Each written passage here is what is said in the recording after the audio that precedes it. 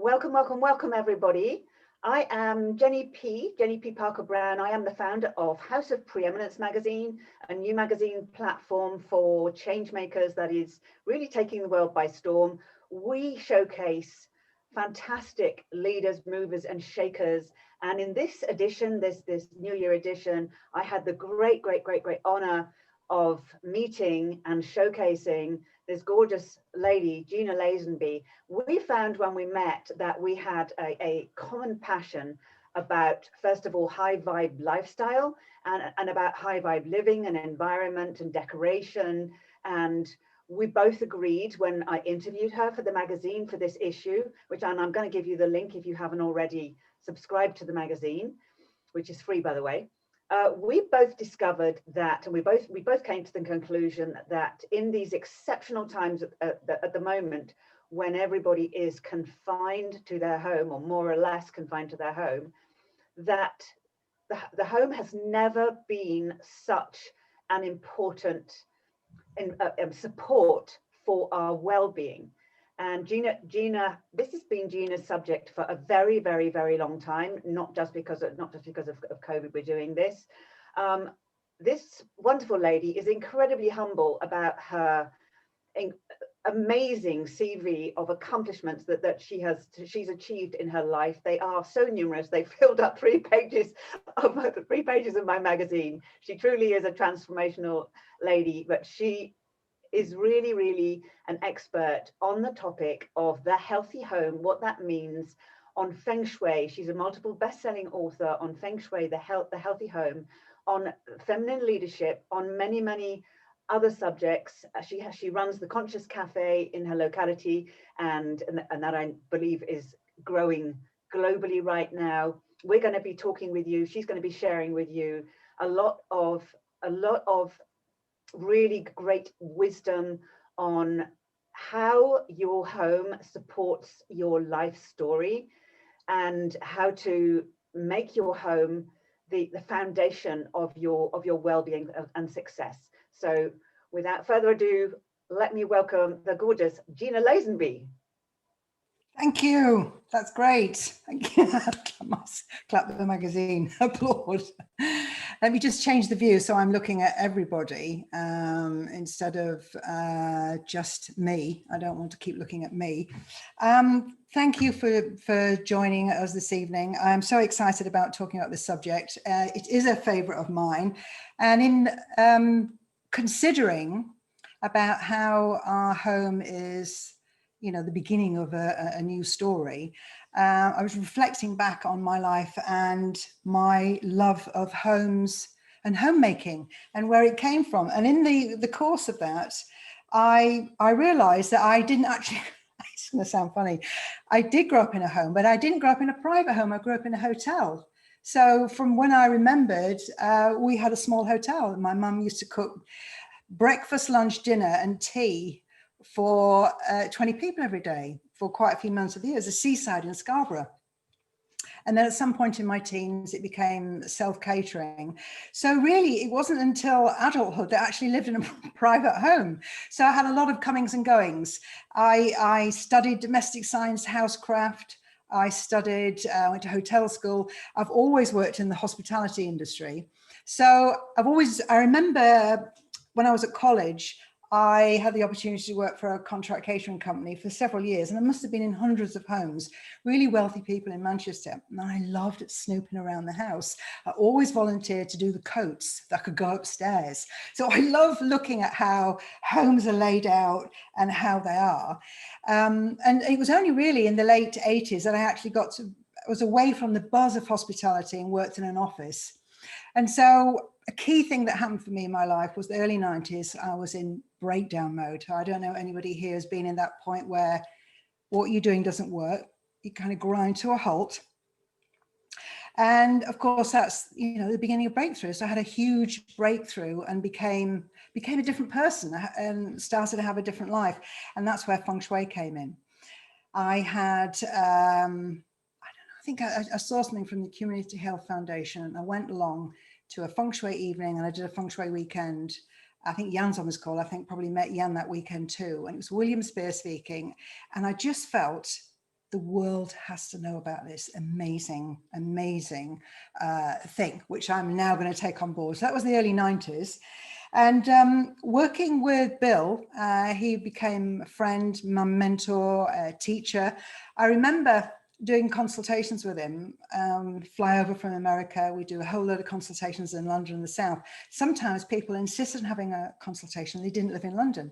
So he would do the diagnosis by talking to them, but looking at their face.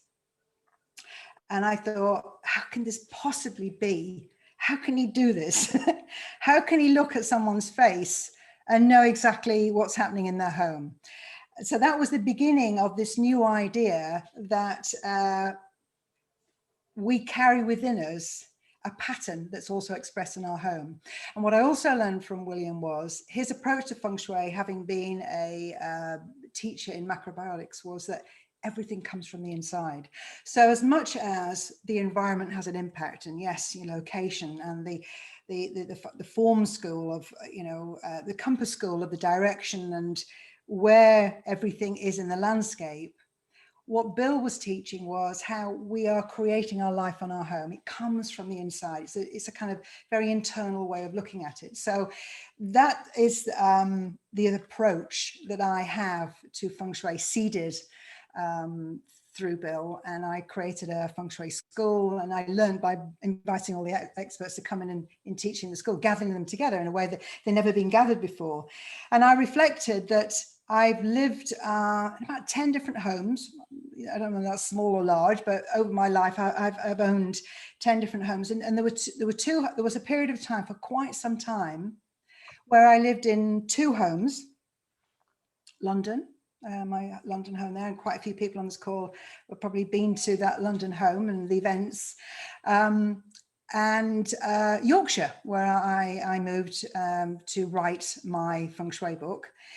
And in the process of living in 2 homes, I got another insight into Feng Shui, because when something happens in your home, it either just happens or it has a meaning. And you're always able to inquire into that. But it was spooky. And I've shared this story before about how something would happen in one home and then the same thing would happen in the other home. It was really spooky. So I gained a lot of insight from living in those 2 homes. And also, I can see emails coming in, somebody that can't get in, but never mind. My latest home, in the life transition, what we're talking about that tonight, I had a life transition when I decided that I would leave those 2 homes and seek a new place to live for a fresh start. And because I didn't know where I wanted to go, I ended up renting, and I put out the criteria for what I wanted. So this is, I think, quite a few, you'll know this. You decide what you want, you put it out there, and I thought, I want a house with light. I don't want dark. I don't want it to be dark inside. I want a conservatory because I want more light, and I want a view. I want to look out at a huge view. And when I really established that, literally within hours, I found a house, and I went to see it the next morning. That was mine, and I moved in a few days later. And what was interesting was it was such a wonderful house that I would never have chosen to buy, but it was the perfect place for me to be. So it was lovely being introduced to it. And because I lived in that house, what I'm saying is that I bought the house next door. The lady passed away a few months after me moving into this house. And so I bought next door. And the experience of living in a house before I bought it and understanding the movement of the light. I had this conservatory which I worked in, but it was the afternoon light that came in that called me to the back of the house to enjoy the afternoon and early evening. And I knew that when I bought next door, that's what I wanted to capture. So I built an extension based around bringing that light in.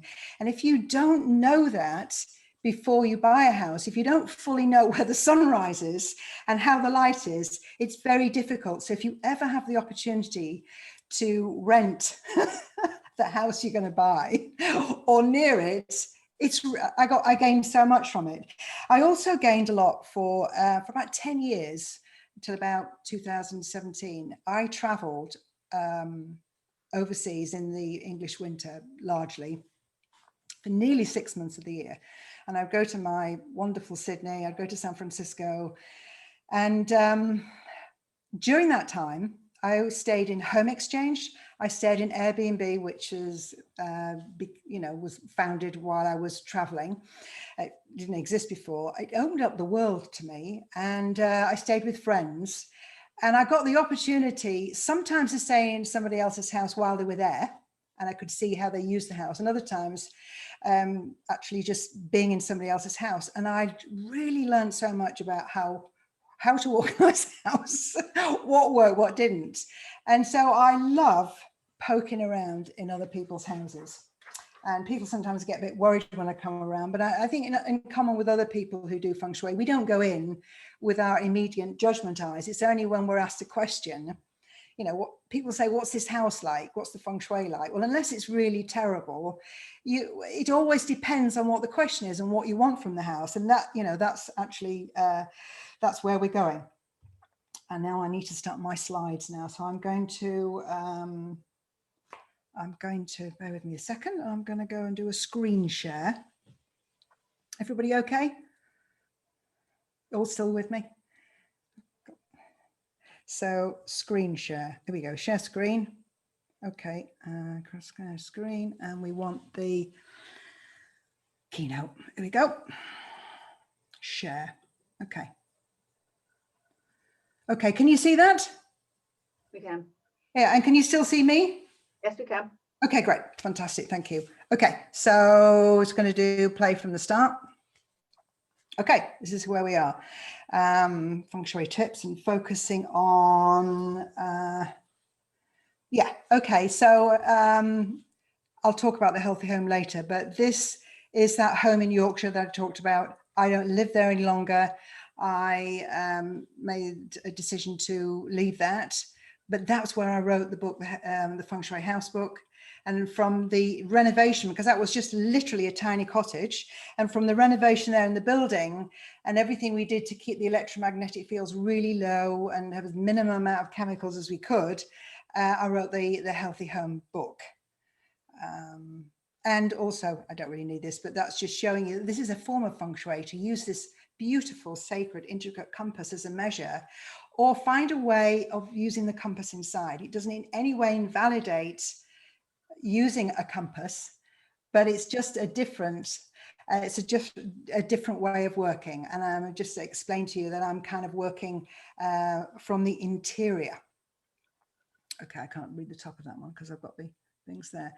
Yes, thoughts, I don't really need that, but that is really just showing about how our thoughts don't stay in our heads. I mean, they leave our heads, they move out. And the more we understand that we're an energetic being, our thoughts are energy and our home is energy, you can understand there is a connection. And this is the best expression that children know, is that your home affects you. That if you live in a crooked house, you will be crooked, or if you're crooked, move into a house, you'll make the house crooked. Either way, it's very hard to be different to how your house is. So you really are in a relationship with your house, and we're going to talk more about that. Okay, so I just want to start now with talking about new beginnings. And here we are with the new beginning. You have a new beginning every day. Every 24 hours, you've got a fresh start on the day, and the day goes through its cycles, and then you start again. But the new beginning that we're interested in is the new year, when it doesn't really start on January the 1st because the energy doesn't change. So we've got here the 1st is Imbolc, pagan festival, spring celebration of the 4th, which is the Feng Shui New Year.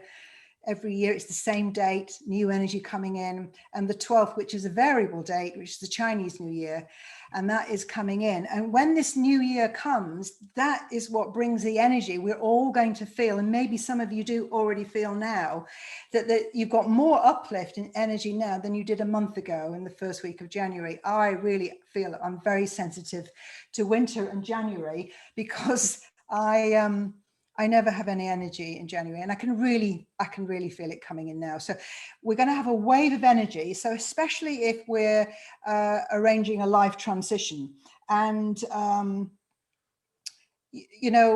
fresh, a new beginning could be something that's nothing to do with the year, but it's a time of life, you know, retirement or going to university or starting a new relationship, or you've chosen to move house. So whether you have to make that change and have a new beginning, or you're doing it by choice, all of these points in time require us to really look at where we live and have it work with us in that journey. So I mentioned about Chinese New Year, and I'll just spend a couple of minutes talking about that. How the Chinese view things is they're always looking at energy, and they look at the patterns of it, and you know, they say, oh, we can see a 12-year cycle here, and each of the years has a different expression, and the way we're going to annotate that expression of energy is to think of it as an animal. So last year it was the rat. This year, it's going to be the ox, metal ox. And Nick Haynes, a colleague of mine, who will actually be running a Conscious Cafe event in a couple of weeks to drill further into this. So that's a really interesting event you might be like to join. What he was talking about here in the quality of the ox is that it's a plodding, hardworking animal. You can imagine that, you know, there's the oxen, it's steady, it's disciplined, it's ploughing. It's also very traditional, it's pace, and it's resistant to change. So balance the steadiness with its potential to charge and rampage. So that is the year we're moving into, with that possibility. But in general, we are going to have a slower energy year. Last year, the year of rat was very fast. Imagine rats run around very quickly. And it's much slower this year. It doesn't mean to say there isn't going to be a few rampaging and charging, but for a deeper story about that, we can talk with Nick. But the advice for this year is to plough your fields and plant your seeds for the future. That's the kind of nutshell of the ox. Okay, what we got next? Yes, just reiterating that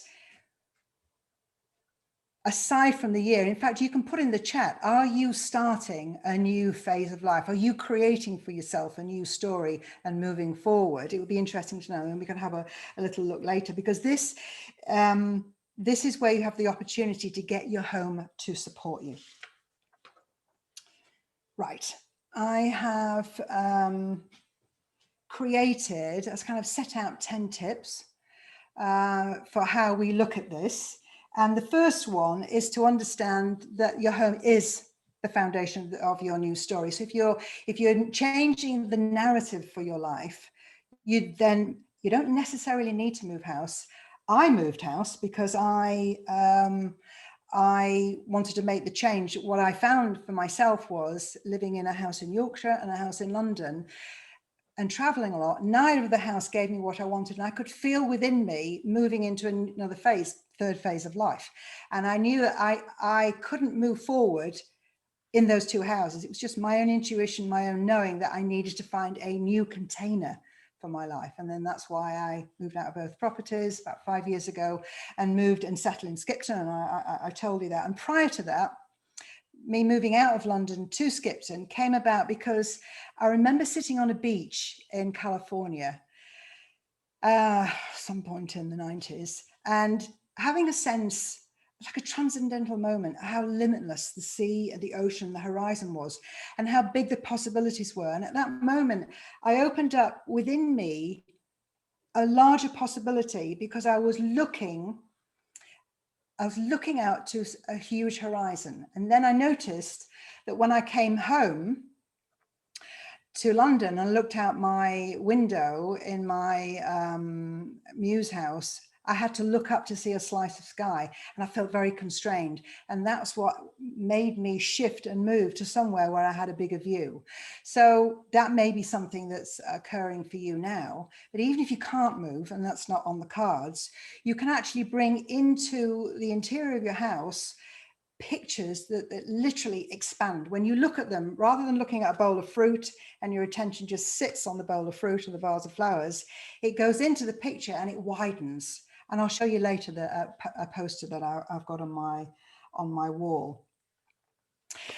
Also, if you understand from a point of view that everything is fractal, the way you do anything is the way you do everything. So everything that starts in your life unfolds, and it all unfolds from your home. There's you, your ideas, your energy. You create the home around you, and then you go out into the world, either to work outside in an office or wherever, or you're working out in the world through Zoom, but it all starts from where you are. And I think this is a picture of, yes, this is a picture from the Feng Shui house book. And I wanted to show this because this is a consultation I did for the book of someone, a man who worked from home. He was an actor. So all he really did at home was read scripts and then go out and do his acting job. So he didn't use the office all day, but he did use it. And his day started in the office. So he called it his home office, but everybody else in the house called it the spare room. So the picture on the left is the one before, and the picture on the right is one afterwards. And the reason we got rid of the bed and put a single sofa in there was, I asked them how many nights a year it was actually used as a guest bedroom. And I got about 10. So 10 out of how many, 365 days, it wasn't worth having it for all that time. So we changed the room. And this picture here shows on the left, the edge of the bed, the bookkeeping the rest of the people did in the house, and his desk.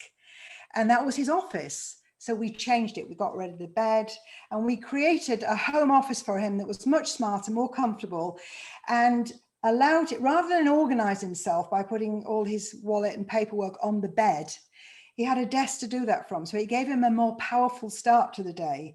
So it doesn't matter if you don't work in the office all day, where you set off from, you need to pay attention to. We gave him 2 places here, different activities. One, organize himself in his diary at the desk on the right. And then the other one was to sit in the window and read the scripts. And yes, he reported good favor after that. Okay. The next point about is the need to nourish yourself. Your home is where you can really recharge your energy.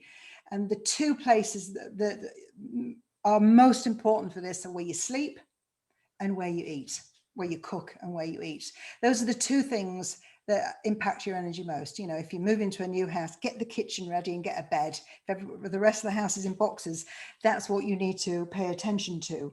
So you need good sleep. I don't think you need me to tell you, or maybe you do, that less electrics, the better. To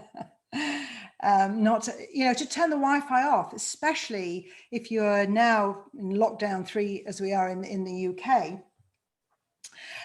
especially since you might be at home all day with the Wi-Fi on, and it's on in the evening, and it's on when you go to bed. And maybe you don't get out as much. So turn that Wi-Fi on only when you need it. It may be all day, but please do turn it off when you're asleep. And just in the time I've got now talking about sleep, you know, metal springs in a bed amplify electrical energy. So reduce that. I've got a magnetic mattress that I sleep on. In the healthy home, we have magnetic mattresses, or I bought mattresses that don't have springs, so the beds are really calm. I've had the opportunity to have my bedroom small and everything else in a dressing room. In another room, I keep all my clothes in the guest room.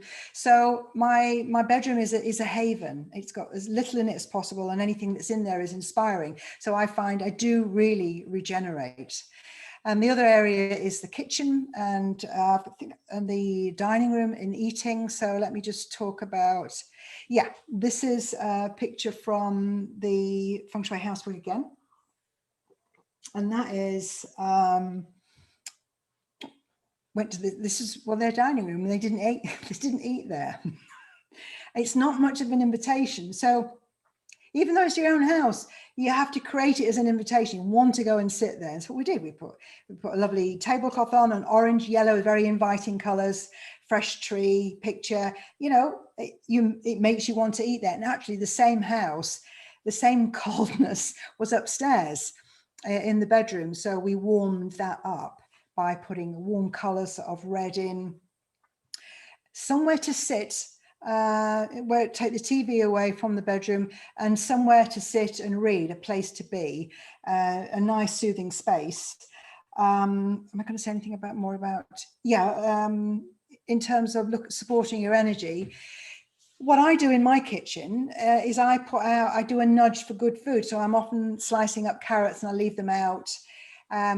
I had ginger tea ready. So make it easy for yourself to have healthier choices, put things to hand. This is a good nudge. And in in terms of the batteries, I do notice a difference in my own energy if all the batteries in my house need charging. You know, the computer battery's gone down, the computer battery's broken, clocks have stopped working. I can actually feel, it's like the clocks know when I'm down in energy. So I go around, boost all the batteries. So keep everything charged up, keep everything working, because it does affect your energy. It's always affected mine. And also I've noticed when I felt overwhelmed and confused and there's like too much, and I want an upgrade, I can bet you that my computer needs an upgrade and it's full. So pay attention to what you're working with, because these inanimate objects are attached to you and serve you better when you take great care of them. Let's see what we've got next. The third one is color. We're talking about bringing joy into the home. Color and light are what really help bring uplifting feeling and joy.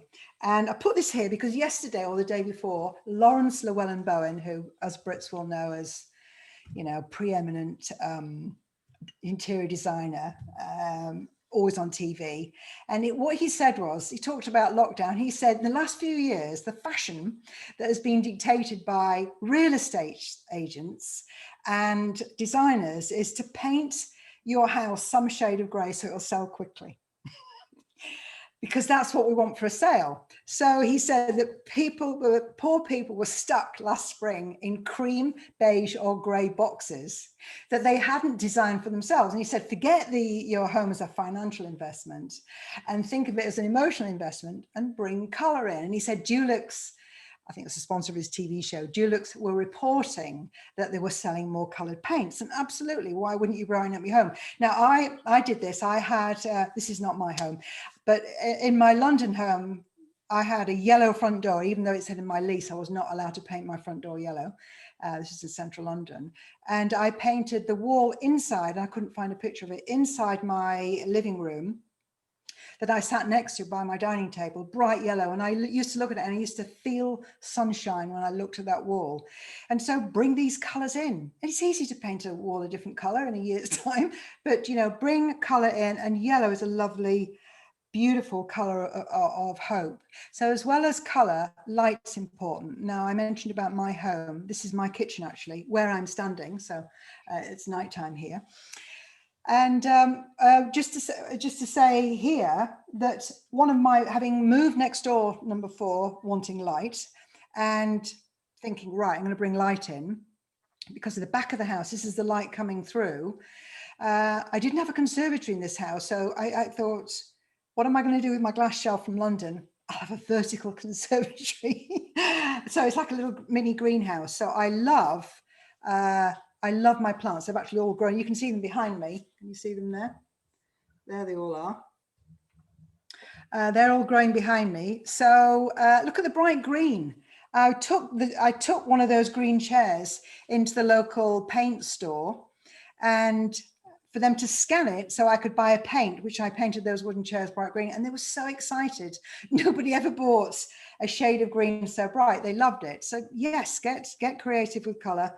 I feel happy when I look at that whole room. I feel happy because I filled it with light. I'm just going to point out, if you can see the pictures of the tulips on the left, in the room I'm in now, which is just by here, there's a picture of a robin. So this week, that robin will go into storage.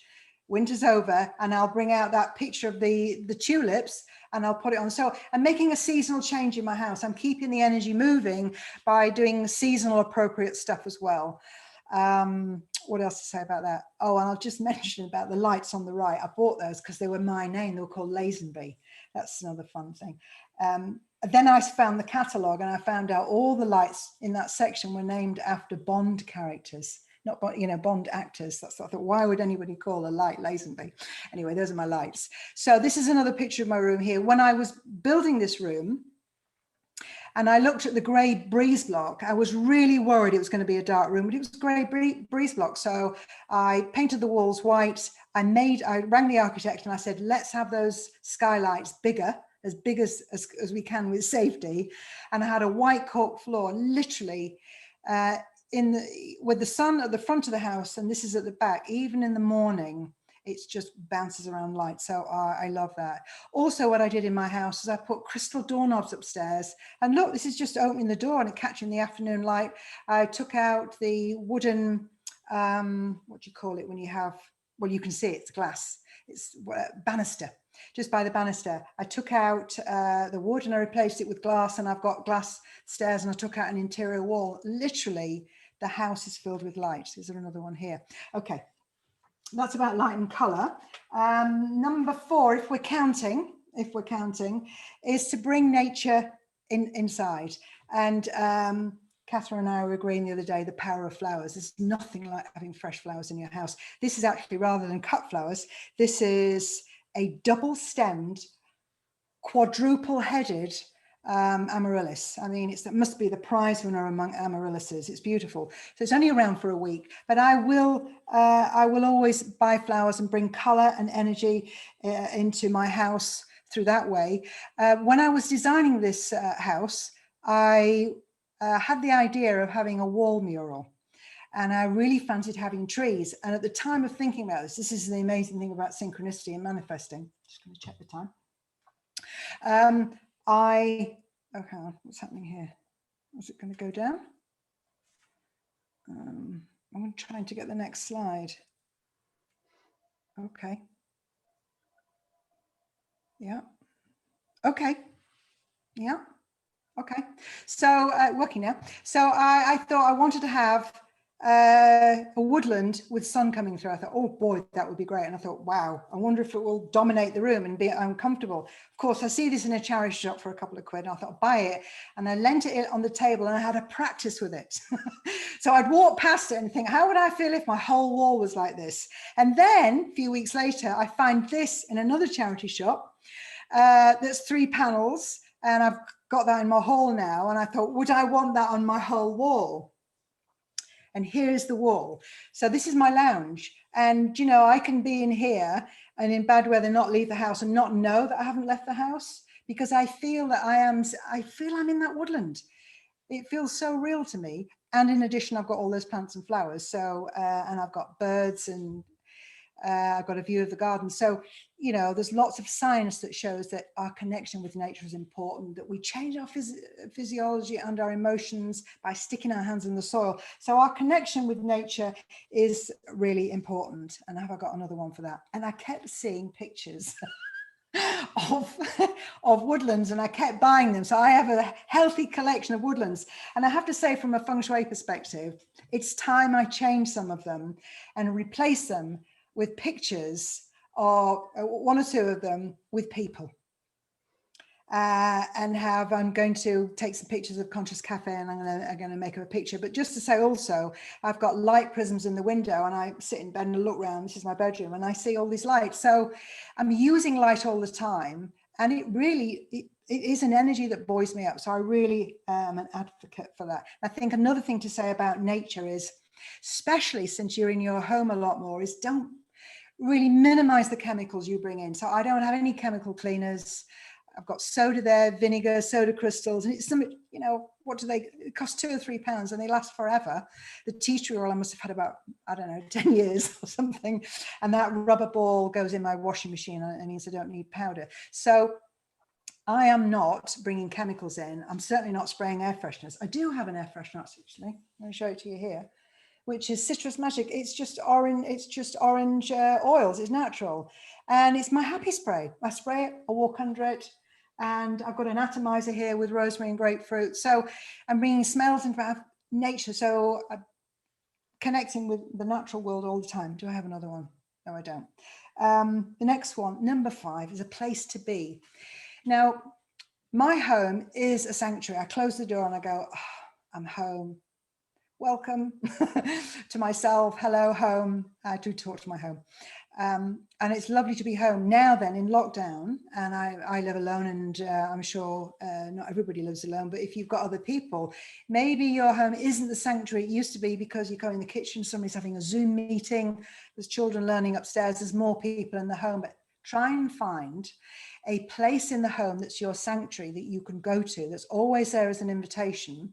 And if it's not always there as a seat, then have that seat at a time of day, like 5 o'clock or sometime, that it's your place, your seat where you have some quiet that you can go to, because that is so restorative. To sit, now this picture here, I put it here with a cup of tea by a fire and a journal, but just to sit there and tune into your house and be at one with the house, do nothing. It's something that in my younger years, I wouldn't understand anybody telling me what to do. Why would I sit and do nothing? And I wasn't able to. But got older, my spiritual life developed, and I developed the practice of not only, you know, meditating, but just taking quiet times in the day. And that's something actually the Brahma Kumaris advocate, is just to take 1 minute every hour. They call it traffic lights, just, you know, on the hour, just to take a minute and stop. That's another place to be. That's another sanctuary. It's a sanctuary in time to just slow things down. So at the end of the day, you haven't got hours and hours of rushing forward.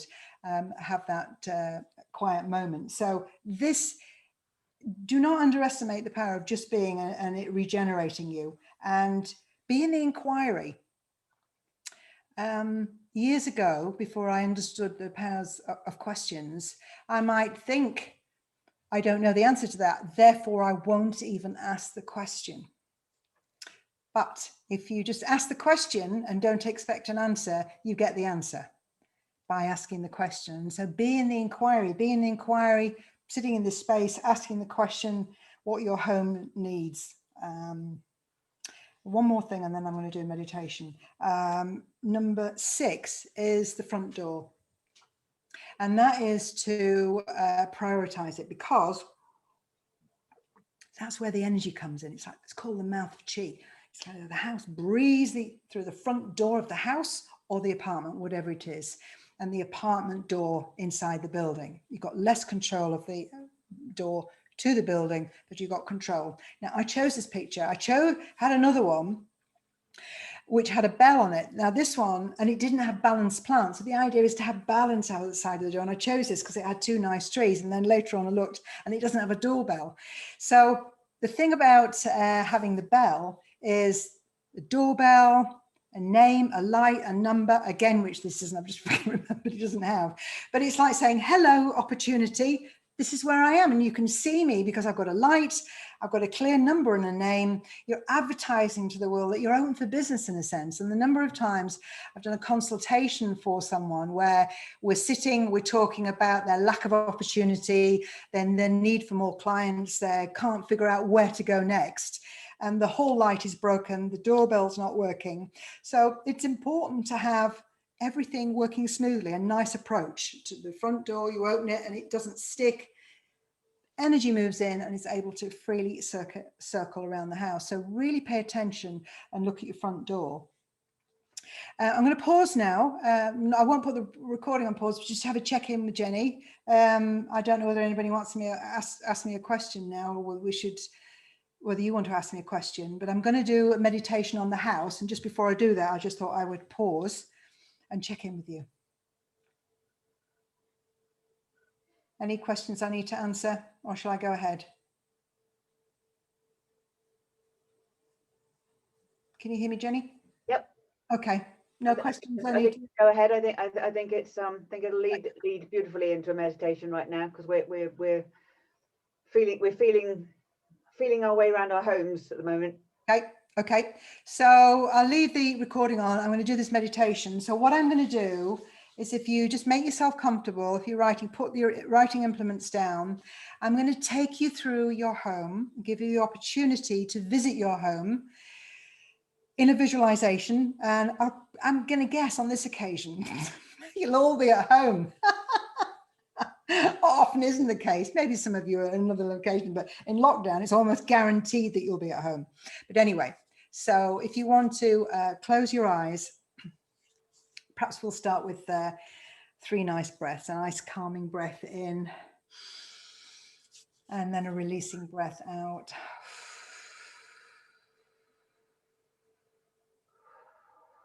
And a nice breath in. A releasing breath out. Another breath in. Releasing breath out. So now you're quiet and calm, and in your imagination, I want you to move outside of where you live, and I want you to look at your front door and step back. Maybe you need to step across the road, or just simply go to the end of the lawn, the garden gate, and pull back and look at your home. If you're in an apartment, then you're going to do this in the interior, but we're not inside the property yet. We're looking at the outside. We're looking and seeing and feeling what it's like to arrive at that place, at your place, how it feels. Do you feel a sense of optimism and hope? Do you look and think, oh, I need to do that and I need to fix that? Are there jobs that need to be done that aren't fixed? So move to the door now, just while you're there, take in the fact, from memory, do you have a bell? Do you have a light? Do you have a name or number there? Just register the door. Now you're going to walk in through the door. You've arrived in your own hallway. We're going to stay on the ground floor on the assumption that we're in a 2-story property. And if not, we're just going to go, we're not going to go in the bedrooms now. You're going to walk into your kitchen or your lounge, wherever you've entered through. So just move through. You're walking around your house, taking it in. Perhaps, like you're a stranger. Get a sense of what it's like to walk through, wander around. And then for those of you who do have a 2-story or more property, we're going to look at the bedroom now. If you're in an apartment, go into your bedroom. If you're in a house, move up the stairs, take a look around the bedrooms. The most important bedroom we're looking at tonight is your bedroom. So go and look at that and just go in there. Perhaps sit down somewhere. Do you even have a seat in there? Sit down, and what does it feel like to be in there?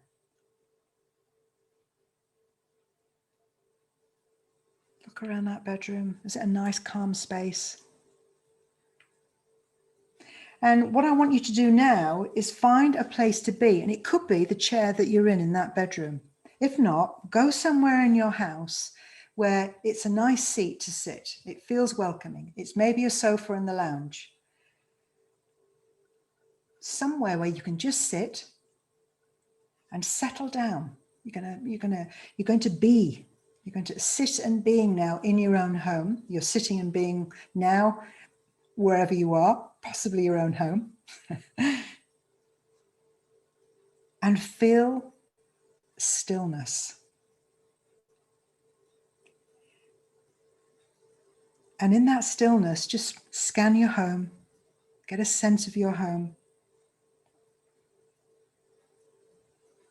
What is it about that house that makes you feel settled, that you belong there? What is it that gives you a sense of rightness of being there? And do you feel, is there any feeling that you don't feel at home? Is there anything coming up for you where you know, there's a resistance, you don't feel at home?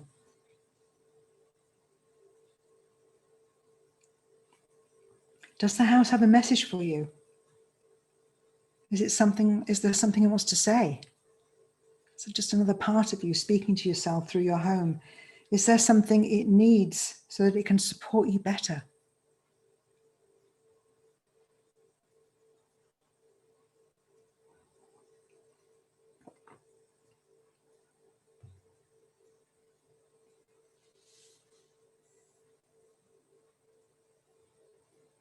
Okay, I'm going to bring you back and just come back to being in the chair that you're in, and get ready to open your eyes if you haven't done that already. And I'm going to give you a minute. You might want to write something down. You might have got a message there. You might want to write it down, something that came to you, even if it's, oh, I must go and do that, or I must change that light bulb.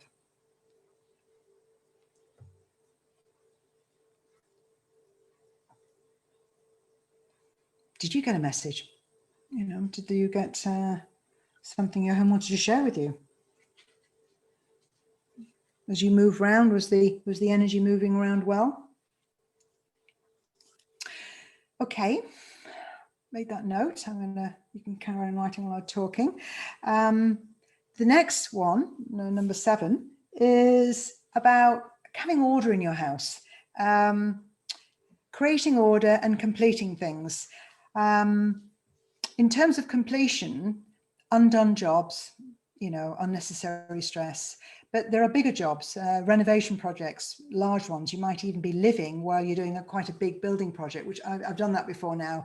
I've lived somewhere, another part of the building is being extended and being quite major. And it's one of the most unsettling things that you can go through, is to have your home pulled apart, as it were, because you are attached to it. You know, it's you. And I recall when the home was finished, everything seemed to settle. Even the day that the staircases were put in, I finally felt I could move forward just by having the staircases added to the other part of the building that was being developed. So if you're in a renovation project, it will end and you'll feel better. There's not that much you can do while the house is being renovated, but tidiness and finding things is really, it's just so important to open a drawer and know where things are.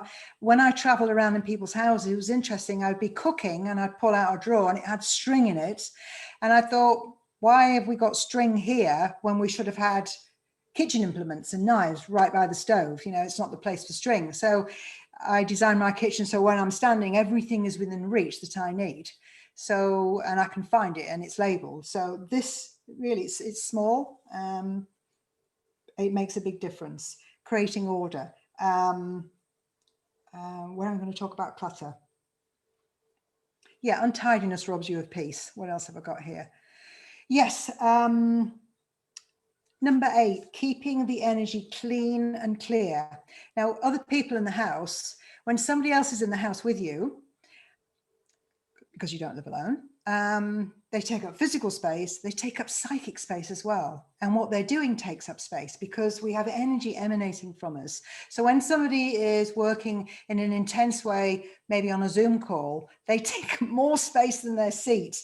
It moves away and it fills the space. And this and other things need to be cleared out the space. So maybe if you're working from home, you need to do a space clearing every day. Clear the energy. Vacuum is a way of clearing space. Don't you know that when you, don't you kind of recognize that when you vacuum the house and cleaned it, actually feels different? Space clearing with, you can read about how you can do it with clapping and bells and incense and fragrances and lighting a candle, all sorts of things to shift energy. Having a shower shifts energy, just changing the electromagnetic field of your body. So paying a lot of attention to the energy of yourself and your home and people who are in it really keeps it clean and clear, because otherwise, especially with a lot of people using electronics, the vibes will get really tense and they need to be calmed down. And if you're aware of that, then you know how to calm them. You can say, work stops now, work goes away, we reclaim the desk, we make it the kitchen table. It's doing it in a mindful way to support yourself, calming down the vibes and keeping that energy clear. What else have I got here? This is number 9, about making your home resilient. And resilience is something that's really important now after this last year. And it's something that I learned a few years ago about having full stocks of things. I learned it at the Healthy Home because the Healthy Home is on a hilltop. So when something happens, you can be guaranteed it'll happen on a Friday afternoon. The water pump will go on a Friday afternoon. It'll be Easter Friday and then we've run out of oil for the heating system. So we 2 of everything, and thinking about what happens if, buying 2 pairs of glasses, being prepared. And there's something called the slow home movement. And when you look up about what the slow home movement is, which follows on from the slow food movement, which started in Italy, about conscious, mindful consumption, conscious, mindful, sustainable, resilient living, it's actually all about Feng Shui. Just the same thing in a different language. So it's what you can do in your house to have a sense of preparedness. Now I put this picture here because 2 years ago, my word of the year was mise en place, which in French means put in place, everything ready to hand. As you see there, it's all ready to add. And it's the most wonderful thing to do is to have things ready. And in a sense, actually, this is a year of, with that ox of ploughing, growing things. I think I've got a picture of, yeah, being prepared. You know, especially in the new year, make sure the jars are full. Make sure that you have what you need, especially we've been through Brexit, we're going through Brexit and its repercussions. Everything's uncertain. So rather than running stocks down, make sure you've got things. Make sure that you've got backup of everything. And here, I'm going to start growing things. I've grown, I'm growing vegetables in the garden, learning to do that. I did learn that last year, started learning anyway. It's a lifelong learning process. I grow sprouted things, but I'm going to grow more. I'm going to use the light here and grow more, because we are in those times of really supporting ourselves and being ready for anything. What else to say about that? I'm going to talk now, the last one, number 10, about expressing your future vision for yourself, this new story, expressing it in your home. And you can talk to yourself with words. Dream big. This is, I've got this somewhere in my house, and words work, but also the unconscious mind very much responds to images and metaphors. And this would be an example of something not to have, which is this. I don't know who would have this as a piece of art, but somebody has, and particularly interesting looking man there. But he's pushing that boulder up a hill. So, this kind of art is going to feed back to us and say, life's hard, you've got to push things up. And funnily enough, somebody sent me this afternoon a picture of an apartment that wasn't selling. And in it, there was a picture of art, and it was a rock sitting on a rock. It was like a rock in a hard place. So I would personally remove that, and I would take it away from that metaphor of being a rock in a hard place. And so pay attention to the imagery that you have. So very few pictures are good or bad. It's just, what do they say? And what do they say to you? And bring them in a mindful, conscious way. Let me see what. So I use words. Somebody needs to be admitted, and I haven't got the thing to do it. I use words. I've got happy thoughts, and it's an affirmation to me to remember to have happy thoughts. Jenny, can you let Amori in? She's dropped out, and my cursor's not working because I'm on screen share. So it's a reminder. It's a simple, basic thing. I also have this one: enjoy every moment. I bought this in Asda, and I bought quite a few of them. I've got one downstairs and one upstairs, and it's just a simple reminder. Just enjoy every moment. Be here now, and it works. It's simple. It works. I'm always looking out for positive words, and I'm looking out for positive pictures. It's a personal choice with the imagery, but art is really powerful as an expression of your ideas in space. And you can, you maybe have a vision board. Maybe you create on an A3 piece of paper or a board pictures of the life you want, the year you want. A nice thing to do is put it on an altar, which is a place. It's not religious. It's an area where you can light a candle. You can go and look at this. You can be mindful of, conscious of that. You can pay attention. You can put symbols there or things you want to bring into your life. And this is where talking to the unconscious mind, amplifying, it's telling the universe through this dialogue, this is what you want to bring in. Keep the reminder going of positive, mindful things that you've actually chosen. Because your mind is the master and your body is the servant. Everything follows the mind. So the power of the mind is enormous, and stimulate with good things for the mind to chew on. See, I've got this in my kitchen, season everything with love. Have I got anything else in here? I've got a sign in my kitchen that says miracles happen. And I like to remind myself of that.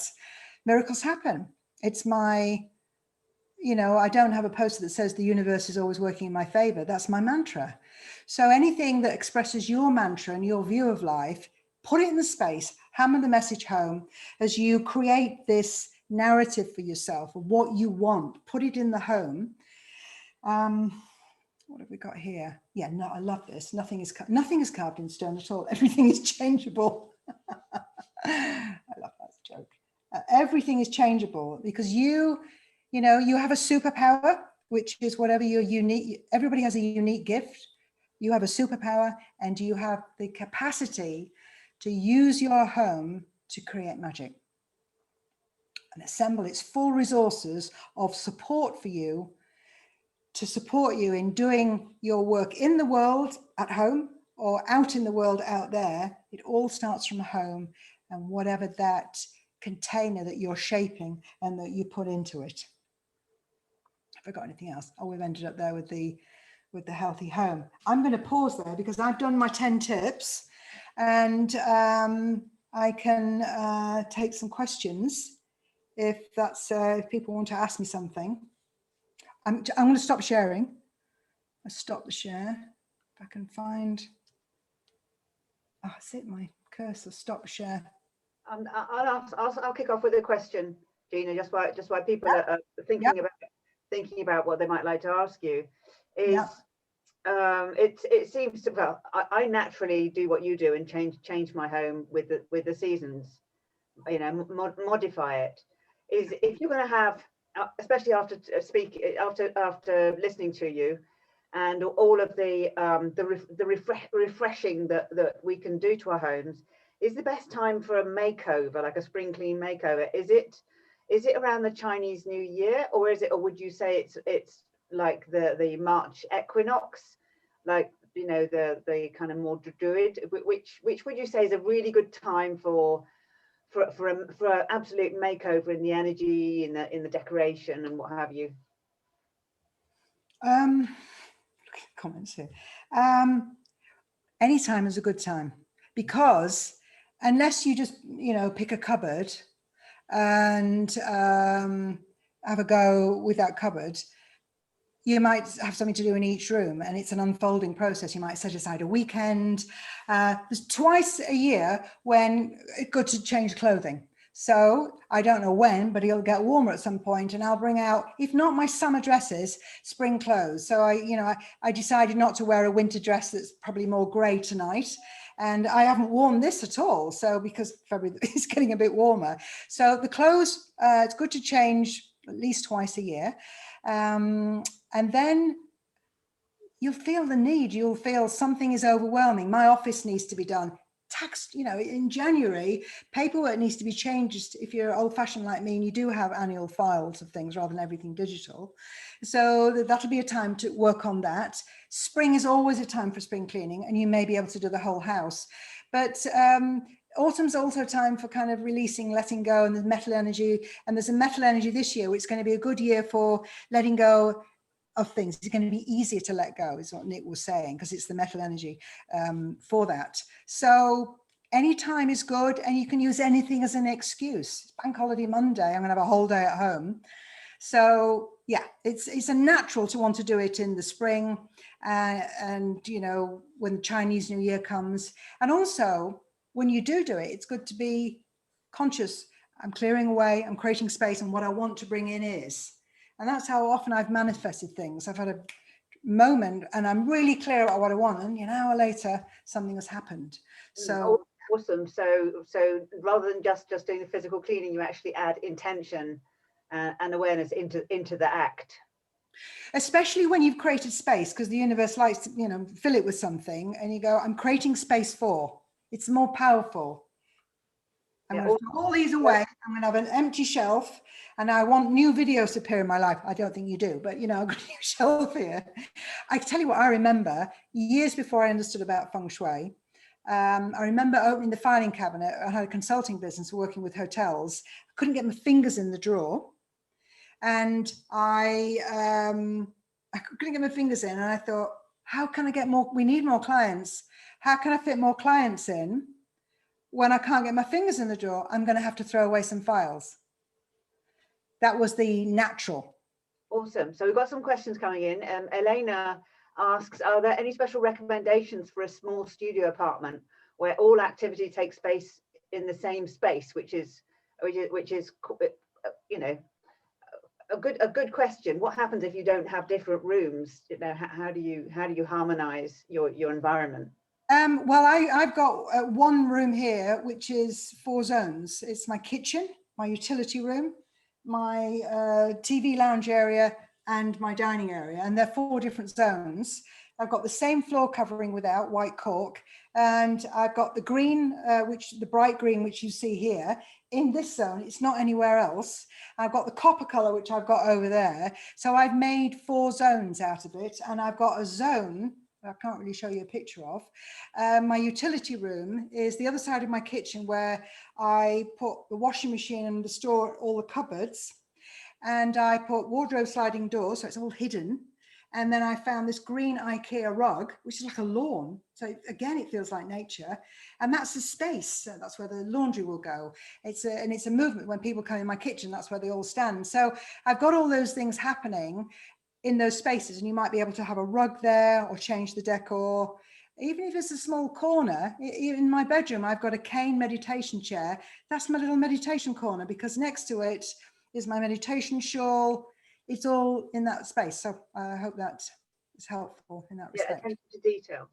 So any recommendations to help sell a house? I think you mentioned quite a few good ones in there. House, that's an interesting one. Have a party, have a farewell party, and then really, we're going. It tells. My parents were estate agents, very successful estate agents. And their overriding philosophy was when they were advising their clients is always have a vase of flowers on the table. And they were convinced that houses would sell if they had a vase of flowers on the table. Well, that and the smell of coffee and fresh bread, definitely. Having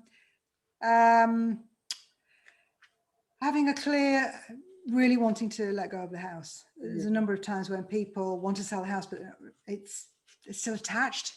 They're attached to the house. Really be intentional and be clear that you want to go and where you want to go and why. Manifest in the next house.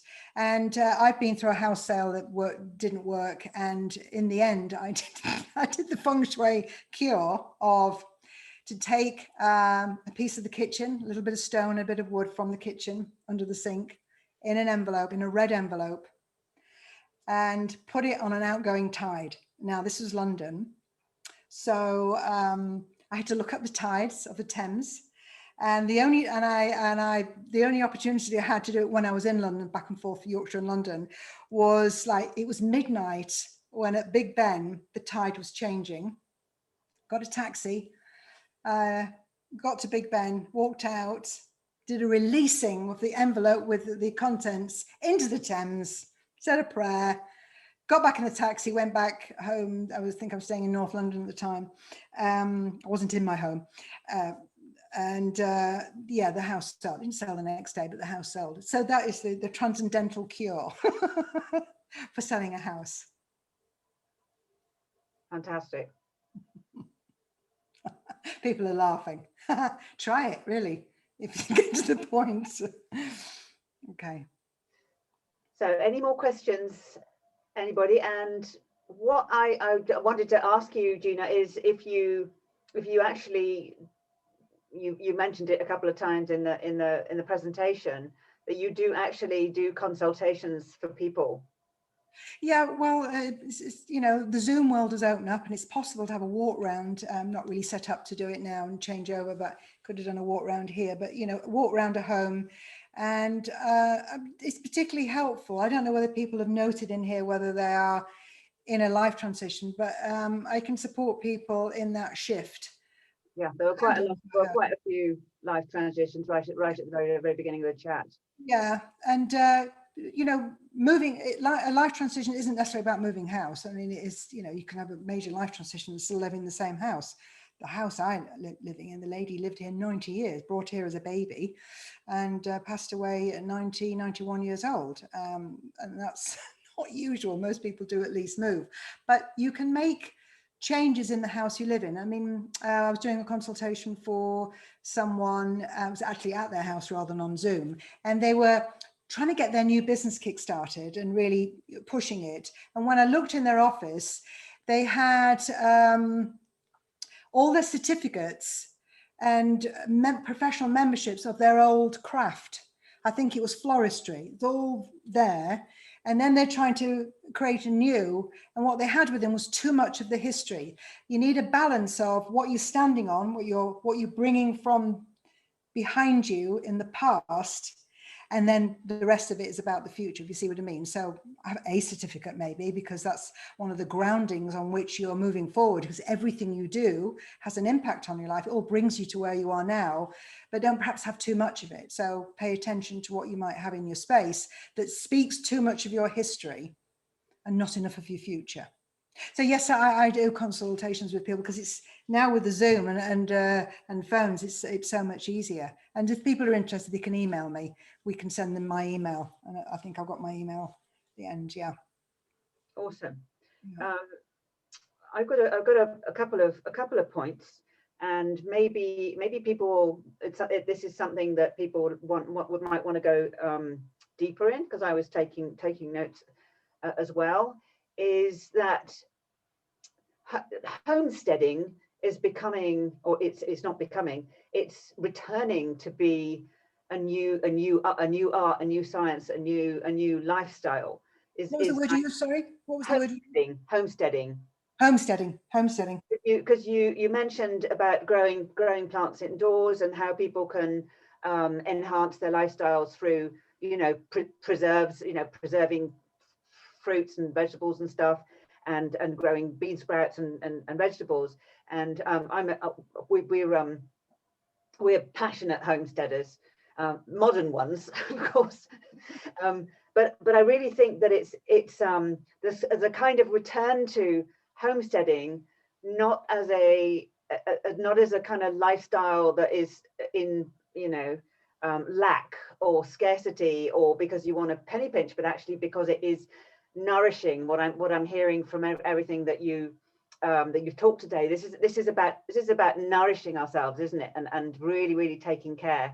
And you mentioned it quite a few times about the key aspects that of the links between your home and your environment, and self-care, and taking care of yourself in the simplest possible ways, even just sitting down for a minute.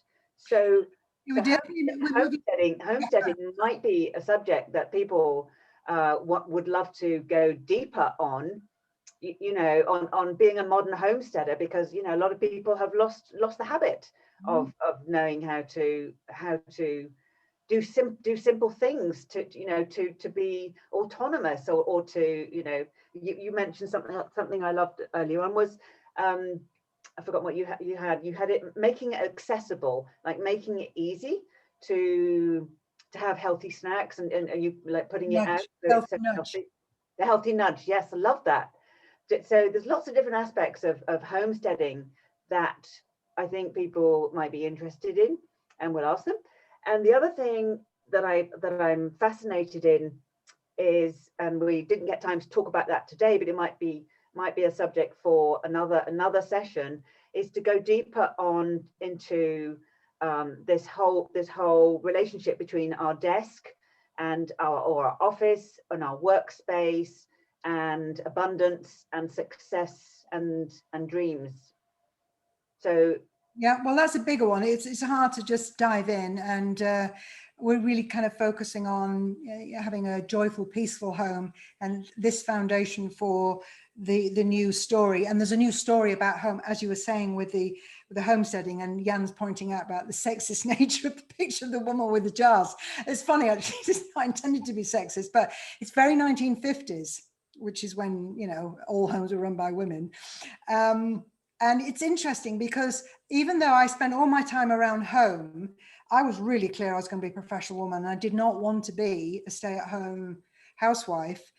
I'm talking about my generation now, because it wasn't as like you are either or, but it was quite heavy on, it wasn't that many years before certain jobs you had to leave when you got married. So it's the era I came out in. I'm sounding really old here, but I kind of moved away all the time from work that had no value, was not paid, invisible, the role of the housewife at home and homemaking, not seen as important, out into the professional world where I could get paid and recognized.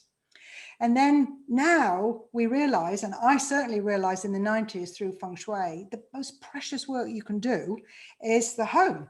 And I mean, one of the most important things you can do is be a mother, be a parent, bring up children, and the home that all the people who live there are in. In fact, Daddy Janki, I can see Rosemary just gone, Daddy Janki, who's the head of the Brahma Kumara's spiritual leader, when I spent some time with her in India, I asked her about, because I was working at the time about feminine leadership, and I asked her, I said, you know, what about men and women working together? What's the role? And she came back with, women, we need to make the home as heaven. And I thought, well, that sounds like we're going back home. That's the last place we want to go. But then I got it. It's the feminine skill of making that home as a heaven. This homestead, it's, you know, because whatever we do, whether it's in the home or out in the world, wherever we go, it comes from home. So if that home, if we all make that home as heaven, how precious will life be? You know, in all the things that I've talked about tonight and more. So the next step is to, you know, as so many people are leaving cities and moving to somewhere with a garden, with a patio, with access to nature. That's a huge trend after last year. You know, if we're going to be locked in again, well, let's going to be locked in with a garden. So developing skills, as you say, that perhaps have gone, but that's interesting, of reclaiming those housekeeping skills and learning about making more of the home. And it used to be pre-industrial age. It all happened at home. You know, we baked at home. We had a blacksmith forge next door. We had a farm. And then we got jobs in the industrial era. And now we're coming back again to home because we can work at home. We have technology, so we can do anything. And we're in this intellectual age of information exchange. So the home is even more important when we realize the Feng Shui nature of the connection, of its power and the power we have with our home. It's not just somewhere to sleep. That was the time in my life I did live in a house where I just went out to work, came home, fell into bed. I got up the next morning, came out, and didn't want to do housework, didn't see the value in it, didn't see the value in looking after myself, hence breakdown. Self-care is so important. Otherwise, you know, you head into a brick wall. So all those things that nurture us, they all have value. And I've learned that. So I have a passion for homemaking now in a way I didn't know I liked it when I went out in the world, but I so value what a home is. And I love to have people in my own home, and I love to cook for people. I've got the largest kitchen for one, with the biggest, you know, got all this food here, and I can't cook for anybody, and it's painful. Wish I could invite folks in. Well, you are doing healthy home retreats, aren't you? Yes. I mean, I've done retreats in the noughties, funny word, but that was before we made it the large house it is that now sleeps 14 with all the bathrooms. Now we rent that out as a retreat space and a holiday space for people to come to, and it is, you know, the healthy home. So I'm going to start a healthy home podcast from the house and relook at everything I researched 22 years ago when I wrote the Healthy Home book. And I'm going to create a Feng Shui retreat there like I used to do, but in the house this time. But I'm reluctant currently to set a date. So if anybody's interested, I'll mail out the details. But it's such crazy times that to put a date in the calendar now doesn't feel right. Maybe in a month and also maybe travel might be, you know, put a date and get in there quickly before the next lockdown comes. It's really hard to tell, but I'm going to do that. Yeah. Yeah, fabulous. Because Louisa said she'd like to learn more about Feng Shui. So I think that podcast sounds that podcast sounds fabulous. Yeah, all the people that I talked to, researched 4 years ago when I was creating the Healthy Home course and then wrote that book, particularly in the area of electromagnetic fields. That's the area that has the most specialist knowledge, as opposed to not using chemicals or sleeping in a bed in cotton sheets and using non-chemical paints. There's so much more available that wasn't available at the time. But the issue of electrosmog, electromagnetic fields, electropollution is a lot more complex and daunting actually as a subject. That's why it's even more important to look after your energy. If you can't stop it coming in, you really have to work on supporting your own energy field in many different ways. And you know, the thing that's come out of the whole this last year is protect your immune system. Do whatever you can to build your immune system. That's what you need to do. So these are really interesting conversations, and I want to talk to some of the people I talked to all those years ago and new people as well with new information. Excellent. So Are there any, just asking our guests if there are any of the topics that Gina's covered tonight that you'd like to know more about, because she is actually coming back into the House of Preeminence magazine, and we're going to dive deeper on this topic, as it's such a topical topic. Yeah. The most topical topic there is, actually. Somebody was just saying here about storage under the bed. Not ideal, because everything has a vibration. You really wouldn't want to use your bed as storage underneath. And it's a difficult one in a place with less space. You might find you could put the linen in there, the cloth, rather than clothes that have had a vibration of outside or information and books. As a first choice, nothing. So in my house, I've got one of those, what do you call those beds when you lift up? I've got a name, can't remember. And it's full of storage, it's wonderful. And that's the guest bedroom, because nobody lives in it, that's fine. It's got all my handbags and shoes and spare linen in there. But under my bed, I did not buy the same bed. I'm just sleeping with the free energy, and that's preferable. It's all the time doing the best you can, doing the best you can. Okay, so we've got some prompts then, Gina. Elaine would love to learn more about colours and cures. And yeah.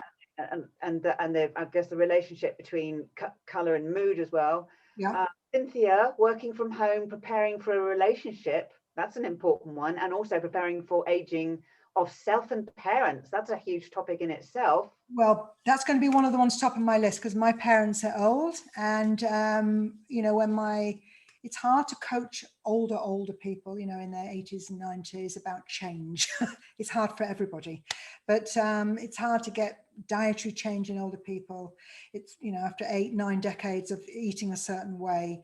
And I'm not a specialist nutritionalist, so when we come down to micronutrients, what do I know? You know, and I think we get to the point where it's more than general knowledge. So it's a whole area that I really want to look at, because guess what? I'm going to get old soon. And I want to be prepared. So what do I have to do now for later? So I think that's a really, aging well is such a biggie, such an important question. And also, just from a female point of view, I suppose male, but more female, is because women tend to, you know, move back in society, and because we value youth. The role of the older woman, you know, what is that as we women age? What's our role in society? And I'm really interested in looking at that. Yeah, the nutrition and homesteading is one of my topics, and yeah. centers of focus, Yeah. and people can actually find my recipes and shopping list in our magazine, as well as everything else, my superfood recipes. So we've got lots of topics coming up. Decluttering and space clearing. That's a really the placement of different pieces of furniture. Living on a narrow boat, difficult not to store under the bed. So when you're in your restrictive spaces, improving health. They're all Feng Shui for relationships. I know. Actually, you know, asking there about space clearing, Catherine McNaughton, who's on the call, is a master space clearer. So when I get my Healthy Home podcast, I'll interview Catherine, and she can give people some tips, you know, of things that we can do. It's actually, you know, there are things you can do. And, you know, I think Jan might still be on the call. Jan Chiswick, Feng Shui colleague, friend, mentor over nearly 30 years. And one of the things I learned from Jan was simplicity. And, you know, in the Feng Shui school, we used to take students out to people's houses to do Feng Shui consultations.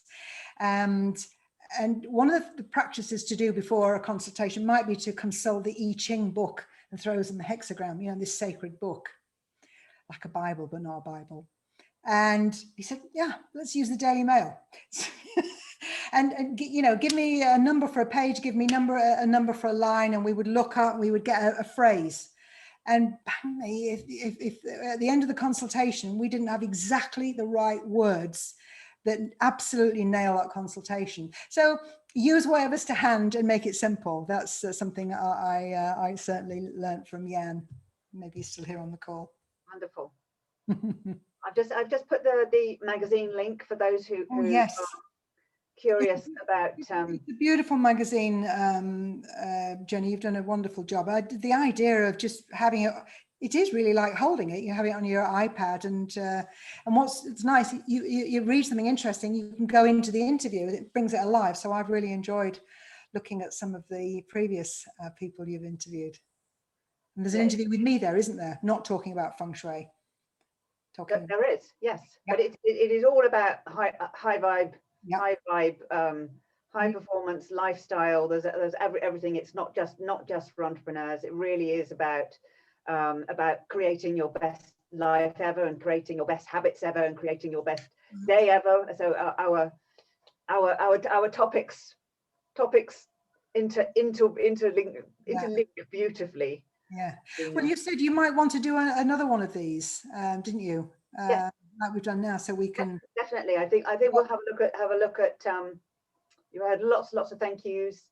I think once we look at the chat, we'll kind of take this and see what else we can do next, so that we can continue this. Yeah. I'm looking at messages here. It's hard to. Yeah. Well, we're coming at the end now. But it's so wonderful to see everywhere. I wish I could have said hello to everybody, which I'm not able to. But I've really enjoyed it, and I've really enjoyed I did a lot of inner exploration into my own journey, because I've been through a number of life transitions which have involved moving house or not, or changing my home, and it's really interesting, because so many of us are on the shift now. Life is changing so much. We've got to be fleet of foot and know how we can make change. And one of my challenges is clutter and having too much and throwing out. And if this last year's taught me anything, it's curation of stuff and moving it on and having less, especially when you get older. Has anybody heard of Swedish death cleaning? That's where I think you clean the things out that you don't want people to clean out for you after your death. I think that's what it is.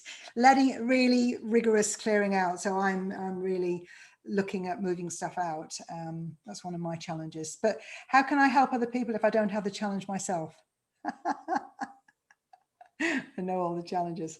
I've really enjoyed it. Jenny, thanks for the opportunity, and thank you for everybody for joining us. And we'll send out, won't we? You'll send out details about the magazine and the link, and I'm going to send people some Conscious Cafe stuff with the Chinese New Year as well. I think people might be interested.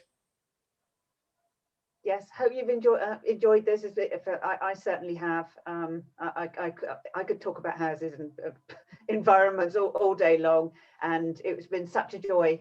You kind of definitely are in our preeminent fold, Gina. So we will let people know, because they've subscribed. They'll let people know what the next step is, what we've got coming next. So thank you so much all for being present, and I look forward to next time seeing you and what you've done to your homes and how you've changed them. And we would love to know, is that what's going to go on. So thank you so much for being present, everybody, and have a wonderful rest of your day and evening. Yes, keep in touch. Thank you. Yeah, lovely. Love to chat with everyone. It's so lovely that Amore was here from Mount Shasta. I love Mount Shasta. Have you ever been?